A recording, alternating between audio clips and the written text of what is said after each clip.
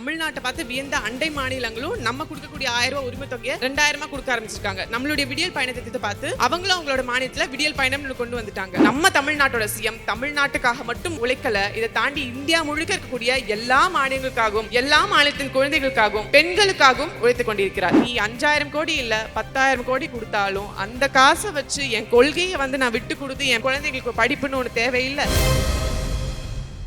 தாய் தமிழுக்கு முதல் வணக்கம், அவையோருக்கு என்னுடைய மறு வணக்கம். எனக்கு கொடுக்கப்பட்டிருக்க தலைப்பு திட்டங்களின் வளர்ச்சி. முதல்ல இந்த கூட்டத்தை பார்ப்பதற்கே ரொம்ப மகிழ்ச்சியா இருக்கு. கூடியிருக்கிற கூட்டத்தில் 75% மேல் இளைஞர்கள் உட்கார்ந்திருக்கிறீர்கள்.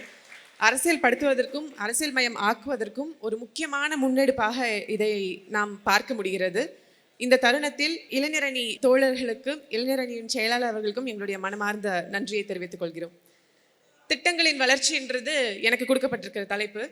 பொதுவாக ஒரு தலைப்பை ஒட்டி நம்ம மாண்புமிகு தமிழக முதல்வர் அவர்கள், கழக தலைவர் அவர்கள் இதையெல்லாம் செய்திருக்கிறார் என்று பட்டியலிட்டு போட்டாலும் இந்த ஒரு நாள் பத்தாத அளவுக்கு அத்தனை திட்டங்களை திமுக அரசு பொறுப்பேற்ற நாள் முதல் இன்று வரை செய்து கொண்டிருக்கிறது. அதனால் காலை உணவு திட்டத்தில் ஆரம்பித்து மகளிருக்கான விடியல் பேருந்து பயண திட்டத்தில் ஆரம்பித்து பல திட்டங்கள் பல மேடைகளில் ஒவ்வொருத்தரும் எடுத்து வச்சிருக்காங்க. நான் சொல்லி உங்களுக்கு எந்த திட்டங்களும் புதுசாக ஒன்றும் தெரிய போகிறதில்லை. ஆனால் இந்த மேடையில் திட்டங்களின் வளர்ச்சி அப்படின்ற தலைப்பின் மூலியமாக ஒரு தலைவராக இந்த சமூகத்தில் இந்த தலைமுறையில் முத்துவேல் கருணாநிதி ஸ்டாலின் என்னும் ஒற்றை மனிதருக்கு இருக்கக்கூடிய விஷன், அந்த விஷன் மூலியமாக தமிழ்நாட்டில் அமைதியாக நடந்துட்டு இருக்கக்கூடிய ஒரு புரட்சி, ஒரு மிஷன் எந்த அளவுக்கு இருக்குது அப்படின்றத என்னுடைய பார்வையில் உங்களுக்கு எடுத்துரைக்க விரும்புகிறேன். திட்டங்களின் வளர்ச்சி அப்படின்ற தலைப்பில், திட்டம் அப்படின்னாலே ஒரு அரசு பொறுப்பேற்ற பிறகு மக்களுக்கான திட்டங்களை செய்து மக்களிடமிருந்து போட்ட வாக்குக்காகவும் இனிமே வரப்போறிய வாக்குக்காகவும் தலைவர்கள் உழைப்பதை பார்த்திருக்கிறோம். ஆனால் இங்கே திட்டம் அப்படின்றத கொண்டு வந்த ஒரு தலைவர் திட்டங்களுக்கு பெயர் வைக்கிறதுலேருந்து அந்த திட்டத்துக்குரிய பயனாளி யாருன்றதுலேருந்து அந்த திட்டம் எப்படி வடிவமைக்கிறோம் அப்படின்றதுலேருந்து அவருடைய சிந்தனையையும் பார்வையையும் ரொம்ப அழகாகவே என்னால் உணர முடிஞ்சது. சரி, எல்லாரும் ஒரு முறை ஜோர கைத்தட்டுங்க பார்க்கலாம்.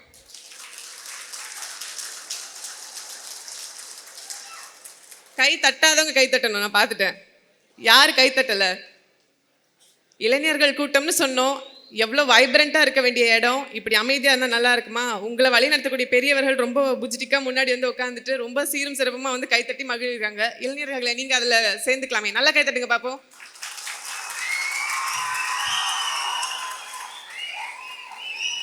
மாண்புமிகு கழக தலைவர் அவர்கள், நம்மளுடைய முதல்வர் அவர்கள் எடுத்துக்கொண்டு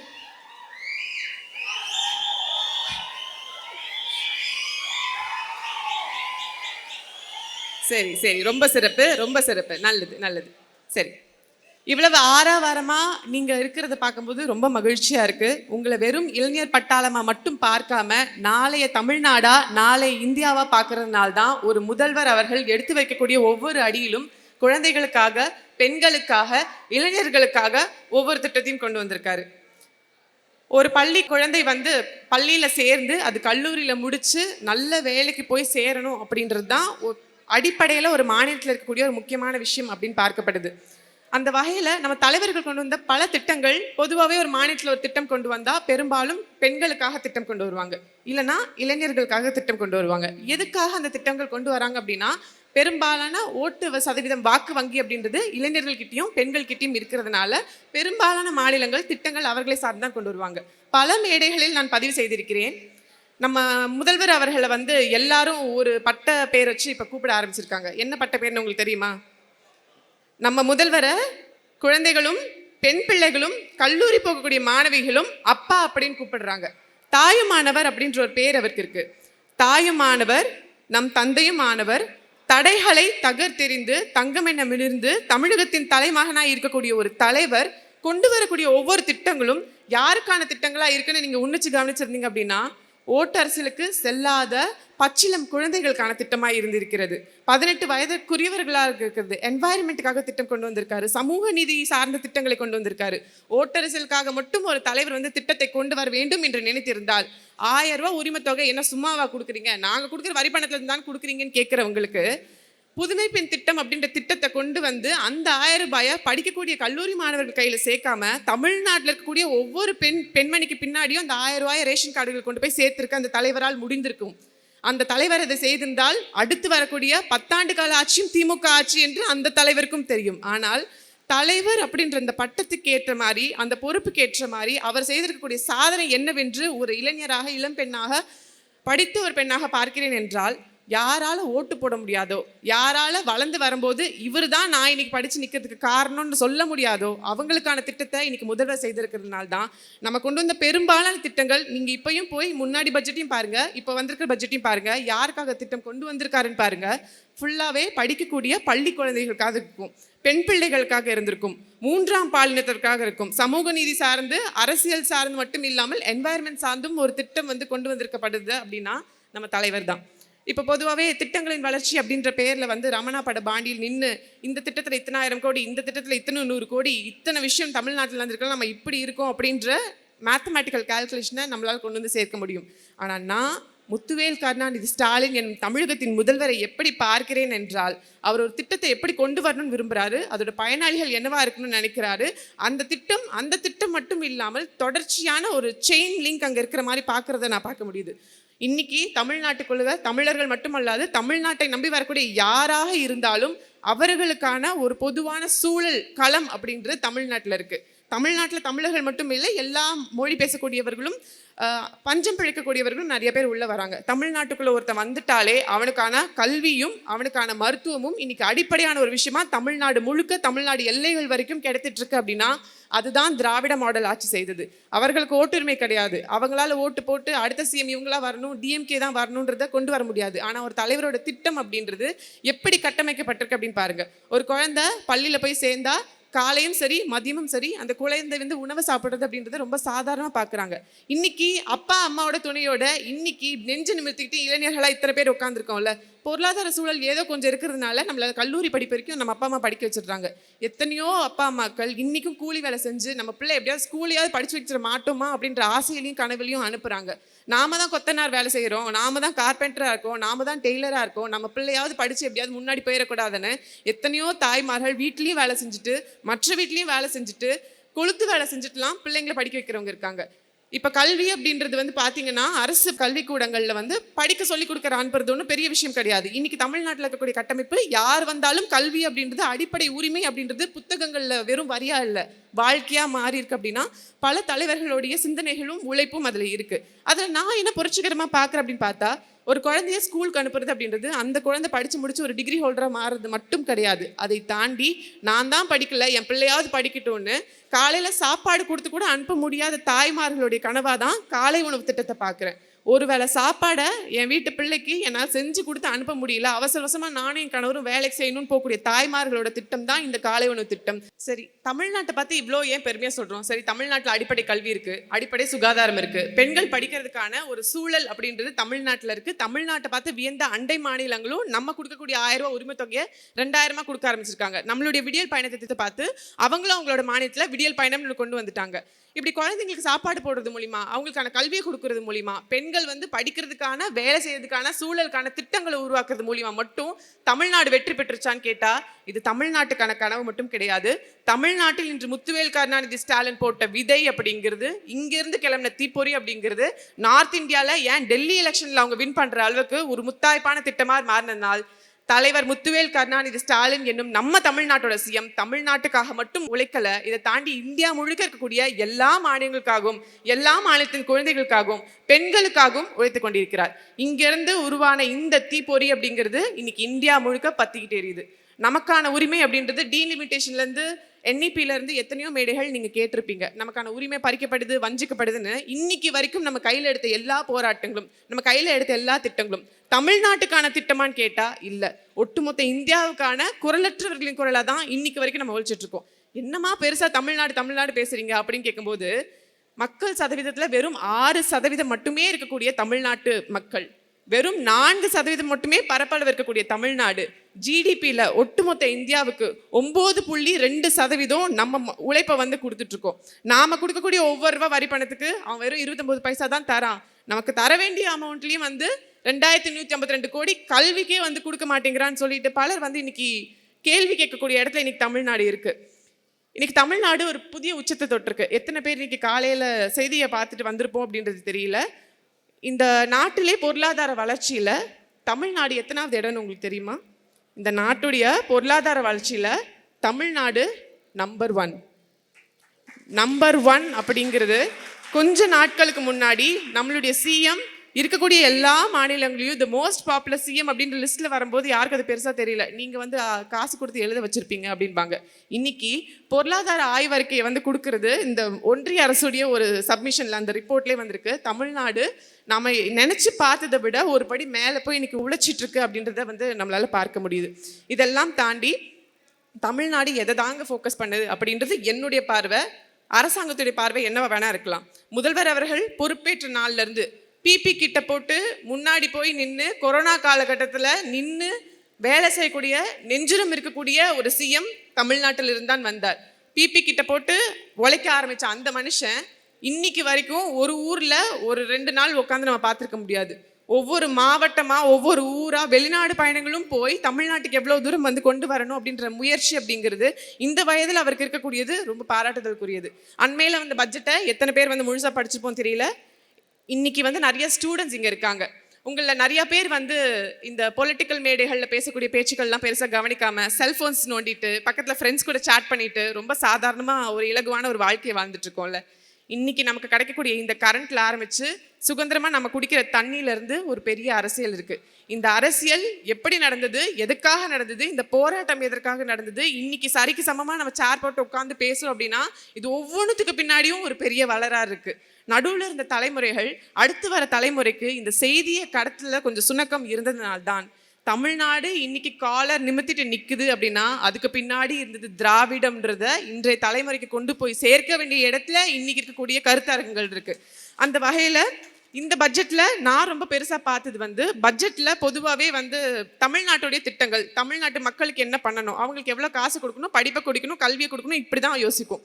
ஆனால் இந்த பட்ஜெட்டில் நான் ரொம்ப புதுசாக பார்த்தது எப்படி ஒரு தலைவரால் ஒரு கமிட்டியால் இவ்வளோ அழகாக வந்து ஒரு பட்ஜெட்டை ப்ரப்போஸ் பண்ண முடியும் அப்படின்னா, பட்ஜெட் தொடங்கும் போதே எதுக்காக அவங்களுடைய முதல் செலவு இருந்தது அப்படின்னு நீங்கள் பார்த்தீங்கன்னா, நம்மளுடைய தமிழர்கள் நாகரிகம், தமிழர்கள் பண்பாடு, தமிழ் நூல்களை திருக்குறளை எத்தனை மொழிகளில் வந்து மொழிபெயர்ப்பு பண்ண முடியும், எவ்வளோ லைப்ரரிஸை புதுசாக உருவாக்க முடியும், கீழடி அகழ்வாராய்ச்சியை இன்னும் எப்படி வந்து துரிதப்படுத்த முடியும்னு ஒரு மாநிலத்தோட பட்ஜெட்டில் நம்மளுடைய அடையாளம்னு யார் வேணாலும் இன்னைக்கு தமிழ்நாடு, தமிழர்கள் திருவள்ளுவரை சொந்தம் கொண்டாடிட்டு வரலாம். ஆனால் திருவள்ளுவருக்காக ஒரு லைப்ரரி திறக்கணும்னு நினச்சாலோ, இல்லை நம்மளுடைய நூல்களை வந்து அடுத்த மொழியில் வந்து மொழிபெயர்ப்பு செய்யணும்னு நினச்சாலோ, நம்ம தொன்மையை வந்து அடுத்த லெவல் கொண்டு போகணும்னு சொன்னாலோ ₹1 கூட கொடுக்காத ஒன்றிய பாஜக அரசு திருவள்ளுவருக்கு காவி சாயம் பூசுவதற்கு மட்டுமே செட் ஆகுமே தவிர்த்து தமிழர்களுக்காக எதுவும் செய்யவில்லை என்பதுதான் உண்மை. இப்போ நூல்களை வந்து திறக்கிறோம், மொழிபெயர்ப்பு செய்கிறோம், நம்மளுடைய கலாச்சாரத்தை மற்ற நாடுகளுக்கு வந்து கொண்டு போகணுன்ற முயற்சிக்கிறோம். இதெல்லாம் வந்து ஒரு மாநிலத்தோட பட்ஜெட்டில் இருக்கணுன்ற அவசியம் கிடையாது. ஆனால் இன்னைக்கு என்ன மாதிரியான ஒரு சூழலை இருக்கும் அப்படின்னு பார்த்தீங்கன்னா, இந்த பட்ஜெட் மூலியமா பெண்களுக்காக தொழில் முனைவோர், இந்த செல்ஃப் ஹெல்ப் குரூப்னு சொல்லுவாங்க, மகளிர் சுய உதவிக்குழு. இங்கே இருக்கக்கூடிய ஆண்கள் எத்தனை பேருக்கு இது பெருசாக தெரியும்னு எனக்கு தெரியல. சில பெண்மணிகளுக்கு கூட இது பெருசாக தெரியாத ஒரு விஷயம். ஒரு ஆண் வந்து வேலைக்கு போகிறான், ஒரு பொண்ணு வந்து வீட்டை பார்த்துக்கிறா அப்படின்னா, ஒரு பொண்ணு படித்த பெண்ணாவே இருந்தாலும் அவகிட்ட சொல்கிறது என்னென்னா, நீ படி. எதுக்கு படிக்கணும் அப்படின்னா, நீ ரெண்டு மூணு குழந்தைங்களை பெற்று போடுவ, அந்த குழந்தைங்களுக்கு நீ ஸ்கூலுக்கு வந்து மேக்ஸ், இங்கிலீஷ், தமிழ்லாம் சொல்லிக் கொடுக்கணும். அவங்களுக்கு சொல்லிக் கொடுக்கறதுக்காக நீ படித்தா போதும், இல்லை பேங்க்குக்கு போய் அந்த ஃபார்மை ஃபில் பண்ணுற அளவுக்கு நீ படித்தா போதும்னு சொல்லிட்டு இருந்த இடத்துல போய் இன்னைக்கு பெண்கள் எந்த இடத்துல வந்து நின்றுட்டு இருக்காங்க அப்படின்னா, தமிழ்நாட்டில் இல்லை, ஒட்டுமொத்த இந்தியாவிலே விமென் ஒர்க் ஃபோர்ஸில் தமிழ்நாடு முன்னணி மாநிலமாக இருக்குது. நம்பர் ஆஃப் பிஹெச்டி ஜாயின் பண்ணுற இடத்துல பெண்கள் வந்து முன்னாடி இருக்காங்க. ஆண் பிள்ளைகளை விட பெண் பிள்ளைகள் வந்து அதிக எண்ணிக்கையில் படிச்சுட்டு வராங்க. நேற்று நானும் தங்கச்சி மதிவதனியும் பேசிகிட்டு இருக்கும்போது ஒரு சுவாரஸ்யமான ஒரு தகவல் அவங்க சொன்னாங்க. எனக்குமே அது ரொம்ப இன்ட்ரெஸ்டிங்காக இருந்தது.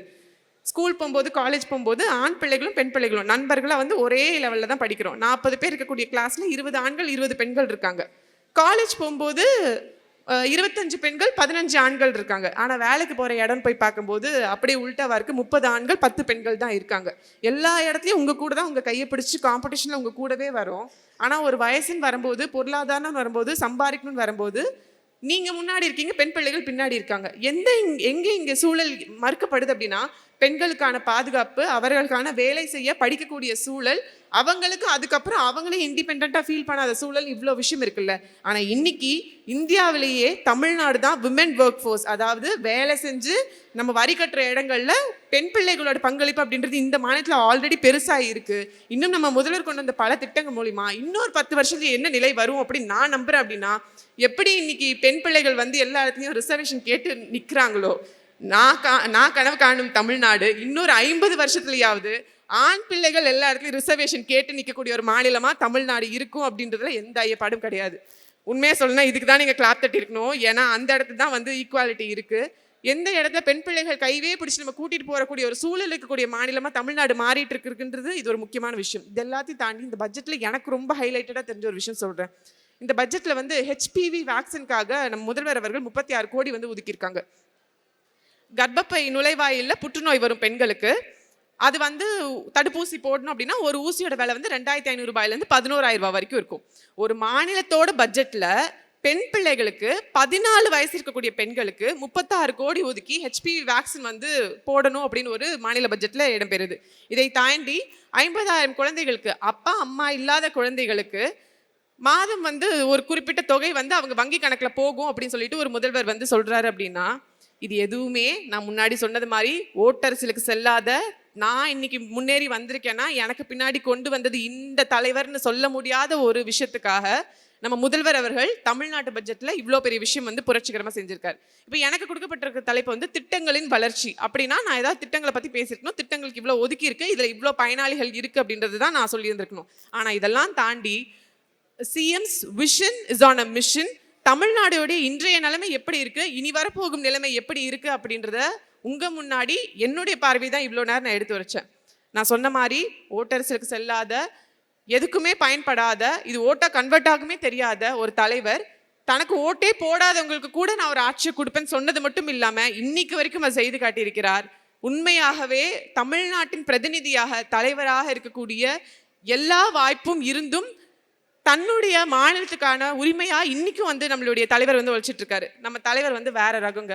என்ன வேற ரகம் அப்படின்னா, பிபி கிட்டு போட்டு கொரோனா காலகட்டத்தில் இன்னும் முதல் சிஎம்ல ஆரம்பிச்சு ரூ அப்படின்ற ஒற்றை வார்த்தையை ஒன்றியத்துக்கு ஞாபகப்படுத்தி அவங்கள கதி கலங்க வச்சதுல இருந்து நமக்கான பிரதிநிதித்துவத்தை டீலிமிட்டேஷனை வர்றதுக்கு முன்னாடியே இப்படி ஒன்று வந்தா எல்லா மாநிலங்களுக்கும் பிரச்சனைன்னு சொல்லி முதல் அடியை எடுத்து வச்சதுல ஆரம்பிச்சு நீ 5,000 கோடி இல்லை 10,000 கோடி கொடுத்தாலும் அந்த காசை வச்சு என் கொள்கையை வந்து நான் விட்டு கொடுத்து என் குழந்தைங்களுக்கு படிப்புன்னு ஒன்று தேவையில்லை, இன்னும் கொஞ்சம் கடன் வாங்கினால் கூட பரவாயில்லை, பற்றாக்குறை இருந்தாலும் பரவாயில்லை, எங்கள் மாநில பிள்ளைகளுக்கு நாங்களே 2,152 கோடி ரூபா ஒதுக்கி பிள்ளைகளை படிக்க வைக்கிறதுக்கான சூழலை கிரியேட் பண்ணுவோன்னு எந்த இடத்துலையும் தன் நெஞ்சுரத்தை விட்டு கொடுக்காம, உரிமையை விட்டு கொடுக்காம, யாருக்காகவும் வந்து தவழ்ந்து போகிற இடத்துலேருந்து ஆட்சி செய்யாமல் காலரை நிமித்திட்டு ஒரு ஆட்சி செய்யக்கூடிய தைரியம்னு ஒன்று இருக்குது அப்படின்னா அது முத்துவேல் கருணாநிதி ஸ்டாலினை தவிர்த்து வேறு யாருக்கும் இருக்க வாய்ப்பில்லை. கடைசியாக ஒன்று சொல்லி முடிக்க விரும்புகிறேன். இது என்னுடைய பார்வை, முழுக்க முழுக்க என்னுடைய பார்வை. ஒரு முதல்வர் நினைத்திருந்தால் நான் சொன்னது மாதிரி இன்னும் கூட நிறையா கடனை வாங்கி தமிழ்நாட்டில் இருக்கக்கூடிய எல்லா ரேஷன் கார்டுகளுக்கும் 1000 ரூபாயை கொண்டு போய் சேர்க்க முடியும். இன்னும் ஒரு படி மேலே போய் ஃபர்ஸ்ட் ஜென்ரேஷன் ஓட்டர்ஸோடைய ஓட்டு நமக்கு வேணும்னு நினச்சிருந்தா இருக்கக்கூடிய எல்லா காலேஜ் ஸ்டூடெண்ட்ஸ்க்கும் இதே மாதிரி 2,000 3,000 கொண்டு போய் சேர்த்துருக்கலாம். ஆனால் ஒரு அம்மாவுடைய மனப்பான்மை இருப்பதனால் மட்டும்தான், ஒரு அப்பாவுடைய அந்த தலைமை பண்பு இருப்பதனால் மட்டும்தான் கடுகு டப்பாலையும் மிளகு டப்பாலையும் 100 ரூபா 50 ரூபா சேர்த்து வச்சிருக்க அம்மா முக்கியமான விஷயத்துக்கு மட்டும்தான் அவங்க சுருக்கு பையிலேருந்து பாட்டி காசு எடுப்பாங்க, கடுகு டப்பாலேருந்து அம்மா காசு எடுப்பாங்க. அது வரைக்கும் அந்த காசு வெளியே வராது, எவ்வளோ பெரிய பிரச்சனையாக இருந்தாலும்.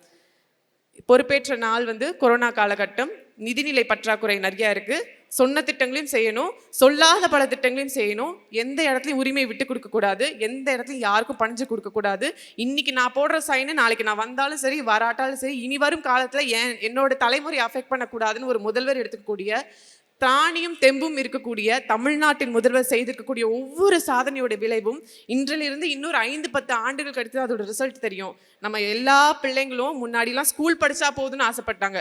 இன்னைக்கு தமிழ்நாட்டோட நிலைமை என்ன, செகண்ட் டிகிரியை முடிச்சா போதுன்னு இருக்கக்கூடிய ஒரு நிலைமையும், முடிச்ச உடனே அவங்க வந்து வேலை வாய்ப்பை தேடி எங்கேயும் போகக்கூடாதுன்னு இங்கே இண்டஸ்ட்ரீஸை டெவலப் பண்ணுறதுக்கான விஷயங்களும் ஒவ்வொரு காலகட்டமாக நீங்கள் எடுத்துக்கிட்டு எந்த திட்டமாக எடுத்து பாருங்கள், தனி ஒரு திட்டமாக இருக்காது, அது ஒரு செயின் திட்டமாக தான் இருக்கும். நீ ஸ்கூலுக்குள்ளே அட்மிட் ஆனால் போதும், நீ காலேஜ் முடிச்சு நீ வேலை வாங்குற வரைக்கும் நான் பார்த்துக்கிறேன்னு சொல்லிட்டு தமிழ்நாடுன்ற ஒற்றை மாநிலத்தில் ஏற்பட்ட புரட்சி அப்படிங்கிறது தமிழ்நாட்டுக்கான புரட்சி மட்டும் இல்லை, வாய்ஸ் ஆஃப் த வாய்ஸ்லெஸ் மட்டும் இல்லை, இது எல்லாத்தையும் தாண்டி ஒட்டுமொத்த இந்தியாவுக்காகவும் இன்னைக்கு வந்து அவர்கள் உழைத்திருக்கிறார்கள் என்பதுதான் கூடுதல் சிறப்பு. அந்த வகையில் தாயுமானவர் அப்படின்ற பட்டம் உங்களுக்கு ரொம்ப சிறப்பானது தான் தலைவரே. இதெல்லாம் தாண்டி குழந்தைகள் வந்து நேரு மாமான்னு சொல்லுவாங்க. அதுக்கப்புறம் எந்த அரசியல் கட்சி தலைவர்களையும் இந்த மாதிரி கூப்பிட்டு யாரும் கவனித்திருக்க முடியாது. இன்னைக்கு ஒரு குழந்தை, ஒரு பெண் பிள்ளை அப்பா, ஸ்டாலின் தாத்தா அப்படின்னு கூப்பிடுறாங்கன்னா அது யாரும் சொல்லி கொடுத்து கூப்பிடுறது கிடையாது. உணர்வு பூர்வமாக அவரை பார்த்து ரசித்த சின்ன பிள்ளைகள் தானாவே கூப்பிடுறாங்க அப்படின்னா அந்த உணர்வும் பந்தமும் இன்னைக்கு தமிழ்நாட்டில் ஒரு தலைவர் பெற்றிருக்கிறார் என்று தான் நம்ம சொல்ல வேண்டும். நல்லதொரு வாய்ப்பினை ஏற்பாடு செய்து கொடுத்திருக்கக்கூடிய பெரம்பலூர் மாவட்ட திமுக இளைஞர் அணிக்கும் இளைஞர் அணி செயலாளர் அவர்களுக்கும் எங்களுடைய உரிமை குரலாய் வாய்ஸ் ஆஃப் த வாய்ஸ்லெஸ்ஸா எப்பயுமே கர்ஜிச்சு கொண்டுட்டு இருக்கக்கூடிய ஆர் ராசா அண்ணன் அவர்களுக்கும், பெரம்பலூர் மாவட்ட கழக பொறுப்பாளர் அண்ணன் ஜெகதீஷன் கூடவே இருந்து ஒவ்வொரு இடத்துலையும் பார்த்து நாங்கள் 2 பேரும் இங்கே கரெக்டாக வந்து சேர்ந்தோமான்னு ஒவ்வொரு கட்டத்தையும் பார்த்து பண்ணார். அதே மாதிரி நண்பர் ஆதவ ஹரிஹரன் அவருக்கு என்னுடைய மனமார்ந்த நன்றி. நைட்டு 11:30 மணிக்கு தான் நானும் மதிவதனி இங்கே வந்து சேர்ந்தோம். நாங்கள் சேஃபாக வந்து சேர்ந்தோமான்னு அந்த நேரத்தில் தனி ஒரு நம்பராக நின்று எங்கள் சேஃப்டியை பார்த்து எங்களுக்கு கூட்டம் வந்து சேர்த்தாரு. ஸோ ஆதவன் ஹரிபாஸ்கர் அவர்களுக்கு என்னுடைய மனமார்ந்த நன்றி. அது எல்லாத்தையும் தாண்டி ஐயா சுபவீரிய பாண்டியன் கண்டிப்பாக சொல்லவே வேணும். பார்க்குறதுக்கு தான் வந்து கொஞ்சம் முதியவர் தோற்றம், ஆனால் அவருக்கு இருக்கக்கூடிய எனர்ஜி வந்து நானும் மதிவதனி கூட பேசிகிட்டு இருந்தோம். அவ்வளோ பயங்கரமான எனர்ஜி. ஒவ்வொருத்தரையும் பார்த்து மகிழ்ந்து சிரித்து அவர்கள் கூட புகைப்படம் எடுத்ததுலேருந்து அவங்களுக்கு தட்டி கொடுத்து இன்னும் நல்லா வரணும்னு சொல்லிட்டு ஒவ்வொரு மேடையிலும் இளைஞர்களுக்கும் பெண்களுக்குமான முக்கியத்துவம் கொடுப்பது மட்டும் இல்லாமல் கொள்கை சார்ந்த சித்தாந்தங்களை எல்லா இடத்திலும் போகிற இடங்களெல்லாம் விதைத்து கொண்டிருப்பது. இதெல்லாம் தாண்டி நான் அவரை பார்த்து வியந்த ஒவ்வொரு விஷயம், எவ்வளோ வருஷத்துக்கு முன்னாடி அந்த ஊரை கடந்து போயிருந்தாலும் அங்கே இந்த சம்பவம் நடந்ததுல பெரியார் வரும்போது அவங்க இங்கே தடுத்தாங்கல்ல, அது எந்த ஊருன்னு போகிற எல்லா இடங்களையும் புதுசாக கற்றுக்கிற விஷயத்த அடுத்த தலைமுறைக்கு கொண்டு போய் சேர்க்குறாரு. ஸோ ஆசான் முன்னாடி எங்களுக்கு பேச கிடைத்திருக்கக்கூடிய இந்த வாய்ப்பு அப்படின்றது ரொம்ப பெரிய விஷயம். இதெல்லாம் தாண்டி கருத்தரங்கத்தை வந்து தொடங்கி வைக்க இருந்த அண்ணன் SS சிவகுமார் அண்மையில் வந்து இங்கே போக்குவரத்து துறை சார்ந்து ஒரு பெரிய அவார்டு வந்து தமிழ்நாடு கவர்மெண்ட் வந்து பெற்றுச்சு. ஸோ அந்த கவர்மெண்ட் அவார்டு வந்து நமக்கு வர்றதுக்கு காரணமாக இருந்த 19 அவார்ட்ஸ் வந்து நம்மளுடைய போக்குவரத்து துறைக்கு வந்து கிடச்சிருக்கு. இது ஒரு பெரிய செய்தியாக கூட மாறலை. ஸோ புரட்சி, அமைதியான புரட்சி அப்படின்றது எல்லா துறையிலையும் ஈடுபட்டு இருக்கு. ஒன்றிய பாஜக அரசு எந்த துறையை தொடுதோ அது மட்டும் தான் பெரிய நியூஸாக தெரியுது. 2152 கோடி நமக்கு கொடுக்கல, 29 பைசா தான் நம்ம கொடுக்கக்கூடிய ₹1 வருதுன்றத அந்த அவங்க பிரச்சனை தொடரும்போது மட்டும்தான் தெரியுது தவிர்த்து எல்லா துறை சார்ந்தும் அமைதியாக ஒரு புரட்சி நடந்து கொண்டிருக்கிறது. இந்த புரட்சிகளின் வந்து வரலாறாக மாறும். இன்னொரு 10-20 ஆண்டுகள் கிடைத்து தமிழ்நாடு அப்படின்றது, நான் சிங்கப்பூர் மலேசியா போய் படிக்கணும் அப்படின்னு இருந்த காலகட்டம் போய் இன்னைக்கு நார்த் இந்தியா எல்லாருமே தமிழ்நாட்டுக்கு வந்து செட்டில் ஆனால் போதுன்ற ஒரு கனவு உருவாக்குற இடத்துல இன்னைக்கு தமிழ்நாடு இருக்கு. இன்னைக்கு இருக்கக்கூடிய பெருந்தலைவர்கள் அந்த இடத்துக்கு கொண்டு போய் விட்டுட்டாங்க. இப்போ நம்மளுடைய கடமை என்னன்னா, UK US கம்பேர் பண்ற அளவுக்கு தமிழ்நாடு கொண்டு போய் நிறுத்துறது தான் இங்க இருக்கக்கூடிய இளைஞர்களுக்கு இப்போ கொடுத்துருக்கக்கூடிய டாஸ்க்கு. அந்த வகையில் ரொம்ப சீரும் சிறப்புமா தனக்கு கொடுக்கப்பட்ட வேலையை தாண்டி அமைதியாக ஒரு புரட்சியை செய்து கொண்டிருக்கக்கூடிய மாண்புமிகு துணை முதல்வர் அவர்களுக்கு எங்களுடைய மனமார்ந்த நன்றியும் பாராட்டும். ஸோ ஒட்டுமொத்த நிகழ்ச்சியை ரொம்ப அழகாக ஆர்கனைஸ் பண்ணி இவ்வளோ பெரிய மேடை எங்களுக்கு ஏற்படுத்தி கொடுத்த மாவட்ட கழகத்தை சார்ந்த அனைத்து உடன்பிறப்புக்கும் நன்றி. திமுகவுக்கே இருக்கக்கூடிய ஒரு அழகான விஷயம், இயக்கத்தில் இருக்க எல்லாரும் வந்து உணர்வாக பார்ப்போம், உறுப்பினராக பார்ப்போம். உடன்பிறப்புன்னு சொல்லக்கூடிய ஒரே இயக்கத்தில் இருப்பதில் பெரும் மகிழ்ச்சி. இந்த வாய்ப்புக்கு நன்றி.